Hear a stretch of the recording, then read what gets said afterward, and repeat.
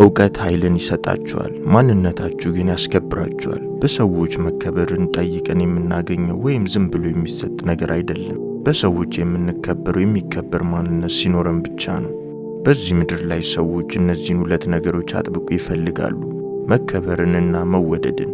የሚያሳዝነው ነገር ግን በጣም ጥቂቶች ብቻ ናቸው እነዚህን ሁለት ነገሮች የሚያገኙት። በህብረተሰብ ውስጥ ተከብሮ መኖር በጣም ከባድ ነው።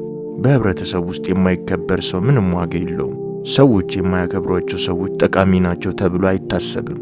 በማህበረሰባችን ለመከበር ብዙ ጊዜ ጥረትና ጠንካራ ስነ ምግባር ያስፈልጋል።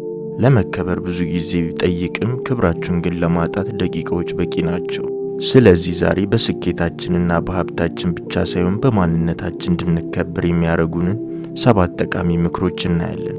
እነዚህን ምክሮች ተግባራዊ ካደረጋችሁ በሰዎች ዘንድ ትከበራላችሁ። አንደኛ፣ ራሳችሁን ከማንም አስበልጣችሁ አክብሩ። ራሳችሁን ስታከብሩ ነው በሰው ዘንድ የምትከበሩት። ለምሳሌ እንግዳ ቤታችሁ ሲመጣ ቤታችሁ ንጹህ ከሆነ ቤቱን ላለማቆሸሽ ይጠነቀቃል። የቆሸሸ ቤት ውስጥ ግን አንድ ሰው ከገባ ቤቱን ስለማቆሸሽ አይጨነቅም። በሰው ዘንድም ለመከበር ከፈለጋችሁ ራሳችሁ መጀመሪያ አክብሩ። ሰዎችም ራሳችሁ እንደምታከብሩ ሲመለከቱ ያከብሯችኋል። ውስጣችን የሚሰማን ስሜት ነው ወደ ገሃዱ ዓለም የምናንጸባርቀው። ለራሳችን ያለን አመለካከት፣ ለራሳችን ያለን ክብር፣ ለራሳችን ያለን መውደድ ከፍ ያለ ከሆነ እኛንም በህይወት መንገድ የሚያጋጥሙ ሰዎች እኛን የሚያከብሩ፣ እኛን የሚወዱ፣ እኛን የሚረዱ ይሆናሉ። ራሳችሁን ስታከብሩ በራስ መተማመናችሁ ይጨምራል። በራስ መተማመን ማለት እኔ ከሌላው ሰው በልጣለሁ ብሎ ማሰብ አይደለም። ራሳችሁን ከማንም ጋር ለማነጻጸር ማለት ነው።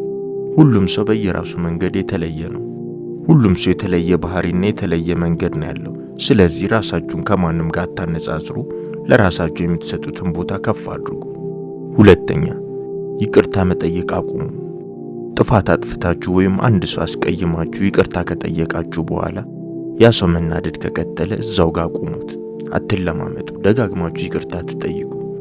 ንዴታቸው እንዲበርድና ራሳቸው እንዲቆጣጠሩ ዝም በሉ። የሚያሰላስሉበት ጊዜ ስጧቸው። ደጋግማችሁ ይቅርታ በጠየቃችሁ ቁጥር ለነሱ ልመና ይሆናል። ምንም ያህል የምትወዱት የምታስቡለት ሰው ቢሆንም መለማመጥ የለብንም። እናንተ ይቅርታ ብላችሁ ዞር ስትሉ እነሱ ይደነግጣሉ። ለእናንተ ያላቸው ስሜት ከፍ ይላል። ይህ አብዛኛው ሰው ላይ የሚታይ ችግር ነው። እባካችሁ አብዝታችሁ ይቅርታ አትጠይቁ። አንድ ይቅርታ ከጠየቃችሁ በኋላ ዞር በሉ። ሶስተኛ፣ የዓላማ ሰው ሁኑ። ትኩረት የሁሉም ከፍተኛ ችሎታዎች መነሻ ነው። በዚህ ምድር ላይ ትኩረታችሁን ዓላማችሁ ላይ እንደማድረግ የሚያስከብር ነገር የለም። ዓላማው ላይ ትኩረቱን ያደረገ ሰው ማንም ሊያዘናጋው አይችልም። በሕይወቱ ምን ማስቀደም እንዳለበትና ምን ቀስ ብሎ ማድረግ እንዳለበት ጠንቅቆ ያውቃል። ለአልባሌ ነገር ቦታ አይሰጥም። ጊዜውን በአግባቡ ይጠቀማል። በሰዎች ዘንድም አመኔታን ያገኛል። በዚህ መንገድ የሰዎችን ክብር ታገኛላችሁ። አራተኛ፣ ሰዎችን አክብሩ።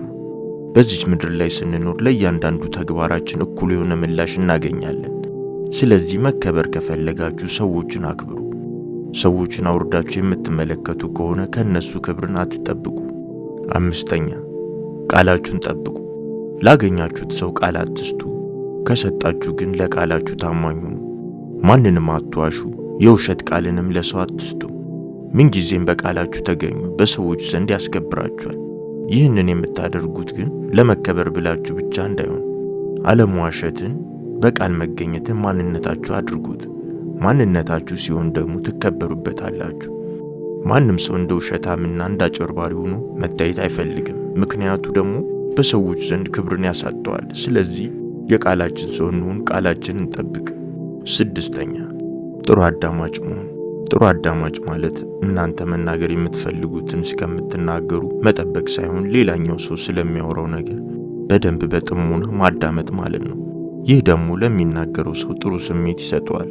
ቃል አውጥተው ስለ ጥሩ አዳማጭነታችሁ ባይነግሯችሁም በልባቸው ለእናንተ መልካም አመለካከት ያሳድራል።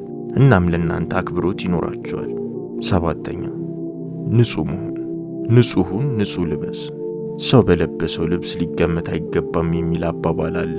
እውነት ነው። ይህ ግን ስለምንለብሰው ልብስ አይደለም።